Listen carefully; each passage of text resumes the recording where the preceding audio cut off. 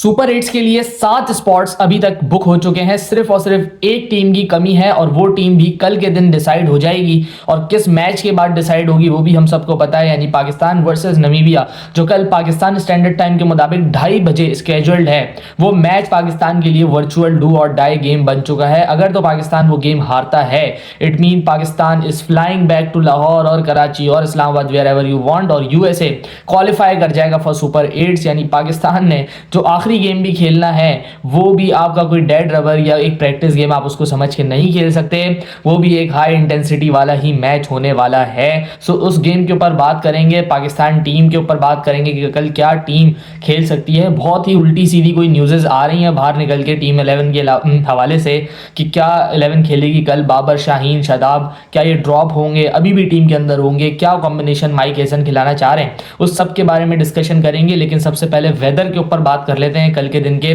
आज के दिन भी हमने देखा कि मैच था कोलंबो के अंदर जिम्बाब्वे वर्सेस आयरलैंड, बट वो मैच भी वॉश आउट हो गया, जिसके चलते Zimbabwe qualified for the super 8। Australia की घर की टिकट कटी जो कि 2024 में पाकिस्तान के साथ हुआ था, वो अब 2026 में ऑस्ट्रेलिया के साथ हो गया।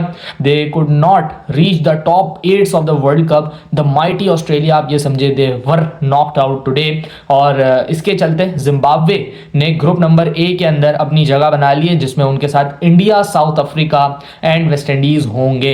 यानी जो एक ग्रुप, एक डेडली ग्रुप जो बनने वाला था, जिसमें ऑस्ट्रेलिया अगर आता तो ये ग्रुप एक बहुत ज्यादा डेडली ग्रुप बन जाता, वो कहीं ना कहीं अब इजी हो चुका है। Because Zimbabwe I don't think super 8 के अंदर इतना ज्यादा कंपीट कर पाएगा उन साइड्स को, एंड इंडिया को अब कौन पकड़ेगा वो सबसे बड़ी चीज होगी देखने वाली। बिकॉज साउथ अफ्रीका ही थोड़ी फाइट दे सकता है, मेरा जहां तक अंदाजा है, लेकिन साउथ अफ्रीका भी ऐसी फाइट देगा कि क्लोज चला जाएगा लेकिन जीतना मुश्किल हो जाएगा। उसके बाद जिम्बाब्वे से आप एक्सपेक्ट नहीं कर सकते, वेस्ट इंडीज से भी मुझे इतनी ज्यादा उम्मीदें नहीं है। सो इंडिया को कौन है पकड़ने वाला है इस वर्ल्ड कप के अंदर, अभी तक वो साइड सामने आई नहीं है। जिससे एक्सपेक्टेशंस थी वो टॉप 8 में भी नहीं आ पाई है ऑस्ट्रेलिया की, अगर मैं बात करूं तो। So India is by far the favourites going into the super 8। आखिरी 27 मैचेस जो कि आईसीसी टूर्नामेंट्स के अंदर हुए हैं, इंडिया खाली एक मैच हारा है। Can you imagine?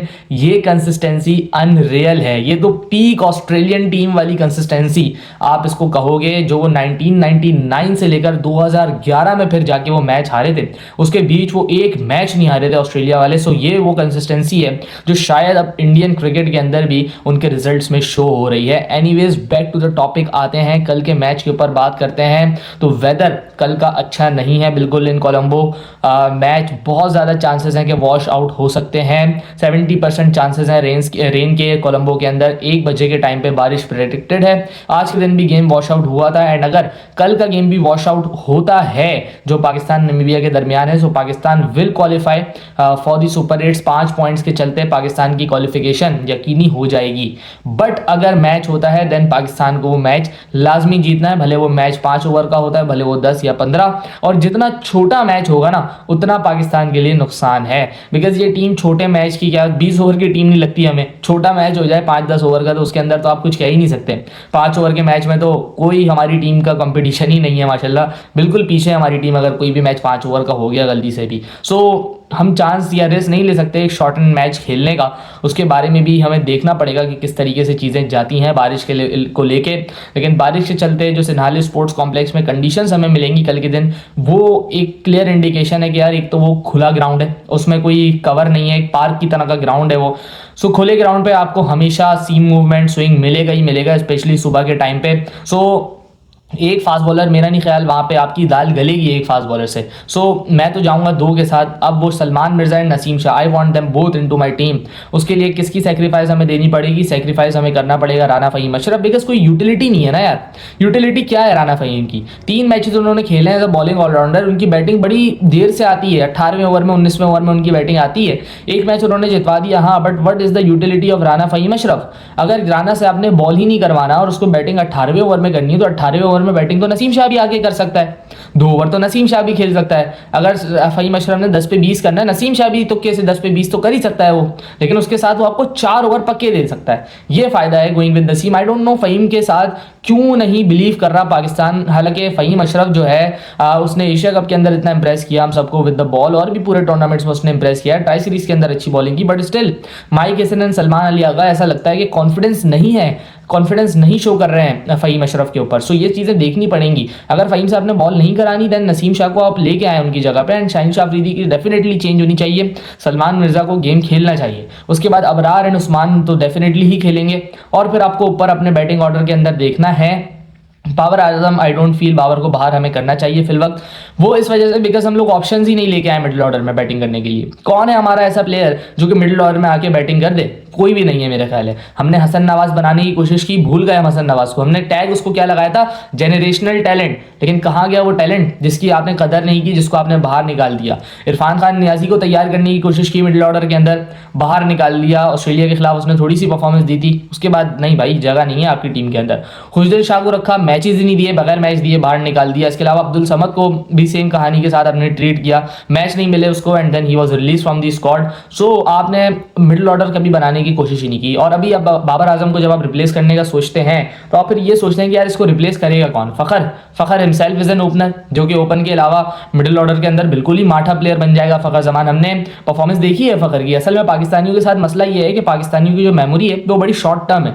इनको अभी फ़खर क्योंकि बेंच पे बैठा हुआ है ना, तो बहुत ज़बरदस्त लग रहा है। इनको ये याद नहीं है कि फ़खर जमान किस हॉरिबल फॉर्म के अंदर था जब वो सिलेक्ट हुआ था इन द स्क्वाड। जो उन्होंने एक इनिंग खेली थी इन द ILT क्वालिफायर, वो भी इनिंग बड़ी फंस के खेली थी। 66 किए थे कुछ 52-53 बॉल्स के ऊपर। तो फ़खर की फॉर्म तो अच्छी नहीं है। सो फ़खर को भी लेके आना एक मतलब मैं समझता हूँ लाइबिलिटी है वो भी टीम के ऊपर। इससे अच्छा बाबर को 1-2 मैचेस और देके देख लें। इसके अलावा लेकिन एक चीज़ जो मैं 110% चाहूँगा वो ये है कि आप शादाब खान से हाथ जोड़ के माफ़ी मांगें, उनको बिठाएं एंड लेके आए आप फिर ख्वाजा नाफे को, क्योंकि साइम भी तो बॉलिंग कर रहा है ना। साइम शादाब से अच्छी बॉलिंग कर रहा है। नवाज आपके पास मौजूद है, उस्मान तारिक, अबरार भी मौजूद हैं, फिर नसीम एंड सलमान, यानी 6 तो पक्के बॉलिंग ऑप्शन हो गए आपके। उसके बाद आपके पास Salman Ali Agha as an off spinner 2-3 over भी डाल सकता है। सो ये तो 7 बॉलिंग ऑप्शन। इसके अलावा आपको और चाहिए क्या? इससे अच्छा पूरा बैटर खिलाए ना। शादाब खान पूरा बैटर तो नहीं है ना, तो शादाब खान पूरा बॉलर है। जिस तरीके से इमरान खान ने 2019 में इनके लिए वर्ड इस्तेमाल किया था रेलू कट्टे, ये लोग वही हैं, आधे बॉलर आधे बैटर। ये नहीं चाहिए पाकिस्तान को। एक कंप्लीट बैटर नाफे को डालें आप, लेट्स सी वो क्या करता है एंड ये फिर कॉम्बिनेशन आप सुपर 8 में भी खिलाएं अगर तो आप कल का मैच जीतते हैं। शादाब खान की इस टीम में बिल्कुल भी जगह नहीं है और मैं समझता हूँ एक हार्श डिसीजन आपको लेना पड़ेगा शाहीन और शादाब के लिए। और अगर अब डिसीजन नहीं लेंगे ना मेरे भाई, सो मैं नहीं समझता कि आपकी ये वाली टीम और ये वाले प्लेयर्स आगे के स्टेजेस पे खेलना डिजर्व भी करते हैं। भले वो शाहीन हो भले वो शादाब हो, जितने बड़े ये प्लेयर हों, जितने पुराने ये प्लेयर हों, जितनी इनकी पहले परफॉर्मेंसेस हों, करंट फॉर्म पे बात करेंगे। करंट फॉर्म क्या है? करंट फॉर्म में आप अपनी टीम को मैच जितवा सकते हो? जवाब है ना। आप हरवा जरूर सकते हो लेकिन जितवा नहीं सकते आप। फिर उसके बाद कुछ बेतुकी सी बातें जो है वो मीडिया प्लेटफॉर्म्स के ऊपर चल रही हैं। बहुत ही ऑथेंटिक जो रिपोर्टर्स हैं जो कि श्रीलंका के अंदर मौजूद भी हैं वो भी इस चीज़ को रिपोर्ट कर रहे हैं कि टीम मैनेजमेंट माइक हसन ने डिसाइड किया कि हम लोग साहबजादा फरहान को ड्रॉप करके फ़खर जमान को लेके आएंगे। एंड जब मैंने ये न्यूज़ पढ़ी यार मैंने बोला व्हाट, पागल वागल तो नहीं हो गए हो भाई? साहबजादा फरहान जिसने पहले मैच में 48 किया, दूसरे मैच में 73 रन किए, उसको आप ड्रॉप करेंगे फॉर अ 0 ओनली। जो 1-0 उसने इंडिया के खिलाफ किया जहाँ पे आपकी पूरी बैटिंग लाइनअप फ्लॉप हुई, वहाँ पे आप साहबजादा फरहान को ड्रॉप करोगे जो कि आपका अभी तक का टूर्नामेंट का हाईएस्ट स्कोरर है। मुझे तो ये तो समझ नहीं आ रही है। अगर कल ये होता है ना सो मैं तो समझ से बालातर हो जाएगा मेरी कि how come Sahibzada Farhan can be drop from this team. एक प्लेयर है जो आपका कॉन्फिडेंस में लग रहा है, जो बल्ले से रन निकल रहे हैं, जिसके वो फरहान है। इसके अलावा तो कोई भी नहीं है, ना तो साइम, ना आगा, ना बाबर, ना उस्मान ने चलो 41 किया बट स्टिल कॉन्फिडेंस किसका ज़्यादा लग रहा है? सबसे ज़्यादा फरहान का लग रहा है, नो वन एल्स। सो मैं यही उम्मीद करूंगा ये खाली रूमर है, इंशाल्लाह ये रूमर ही होगा, क्योंकि मुझे कोई लॉजिक समझ नहीं आती कि आप फरहान को ही ड्रॉप कर दें। वो तो कल 2:30 बजे के टाइम हम देखेंगे, लेकिन अगर ये होता हुआ दिखा सो मेरे भाई मैं तो उसके ऊपर आवाज़ उठाने वाला हूँ। फिर ये टीम जो है ना ये आगे जाना डिजर्व नहीं करती है, क्योंकि अगर आप अपनी मर्जी के प्लेयर्स जो कि आप ट्राई एंड टेस्ट कर चुके हैं बार बार, अगर आपने उन्हीं को ही खिलाना है बार बार, सो भाई ये पाकिस्तान की टीम है, माफ़ कर दें, ये फ्रेंचाइज नहीं है, ये लाहौर नहीं है, इस्लामाबाद नहीं है, ये पाकिस्तान है। तो जो पाकिस्तान का लड़का परफॉर्म कर रहा है उसको तो आप खिलाएं ना कम से कम। फरहान को उसकी ड्यू रिस्पेक्ट दें, आप उसको बैटिंग करवाएं, इंशाल्लाह ही विल परफॉर्म। और एक मैच उसने 0 किया तो उससे क्या हो गया? पूरी टीम ही फेल हुई है उस मैच के अंदर। सेम गोस फॉर साइम अय्यूब भाई, बल्ले से परफॉर्मेंस देनी पड़ेगी साइम भाई आपको। आप बॉलिंग कर रहे हैं लेकिन आपका प्राइमरी रोल बैटिंग है। जिस तरीके से हम शादाब की बात करते हैं, कभी कभी बैटिंग कर देता है, लेकिन भाई प्राइमरी रोल तेरा बॉलिंग है, उसके अंदर मैच जितवाओ पाकिस्तान को। Similar for Saim as an opener, आप नहीं फेल हो सकते इतना ज़्यादा, आपको परफॉर्म करना ही करना है एंड वो परफॉर्मेंस लाजमी आनी चाहिए साइम की अब हर मैच के अंदर, बिकॉज बहुत दिन हो गए साइम के बल्ले से रन नहीं निकले। सो कल का मैच बड़ा क्रूशल है एंड कल के मैच का ही कॉन्फिडेंस फिर पाकिस्तान लेके जाएगा सुपर 8 के अंदर। एंड सुपर 8 का ग्रुप आपका तकरीबन रेडी है। श्रीलंका क्वालिफाई कर चुका है, न्यूजीलैंड कर चुका है, इंग्लैंड कर चुका है, आपका ही वेट कर रहे हैं। अगर तो आप नहीं जाते देन यूएस खेलेगा आपकी जगह एंड देन फिर आप आए पाकिस्तान, फिर देखते हैं आपके साथ क्या होगा वहाँ पे। सो भाई कल का गेम जो है मुझे तो डर लग रहा है, सीधी सी बात है, I am afraid a little, क्योंकि ये लोग अंडर प्रेशर हैं और अंडर प्रेशर जब पाकिस्तान खेलता है ना तो डर के ना ये लोग हमेशा ऐसा काम कोई कर जाते हैं जो कि इनसे एक्सपेक्टेड ही नहीं होता है।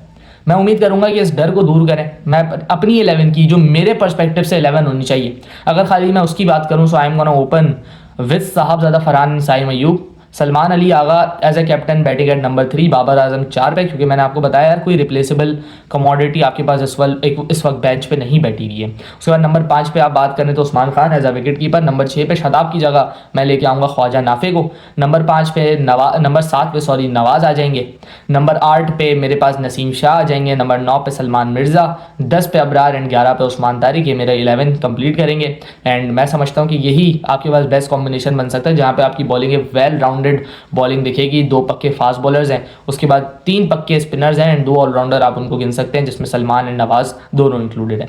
सो लेट्स सी कल क्या 11 खिलाते हैं। उम्मीद यही है कि अच्छा गेम खेलें। अगर बारिश हो जाती है तो मैं तो भाई बोलूँगा कि पाकिस्तान सेफ रहा है, लेकिन अगर नहीं होती है ना तो फिर आउट ऑफ द स्किन्स जाके कल से ही खेलना शुरू करना है। कल का मैच भी ऐसे मारना है कि नमीबिया को क्लोज नहीं आने देना है एंड देन फिर उसके बाद सुपर 8 में देखेंगे। अगर तो पाकिस्तान क्वालिफाई करता है देन न्यूजीलैंड से पाकिस्तान का मैच 21 तारीख को है, यानी 3 दिन बाद ही है। सो लेट्स सी क्या होता है कल के दिन। उम्मीद यह है कि पाकिस्तान अच्छी परफॉर्मेंस दे, सुपर 8 के लिए क्वालिफाई करे एंड देन आगे अपनी वर्थ को मतलब मनवाए, पाकिस्तान क्रिकेट को मनवाए। मिलते हैं किसी और वीडियो में, अपना ख्याल रखिएगा। अल्लाह हाफिज़।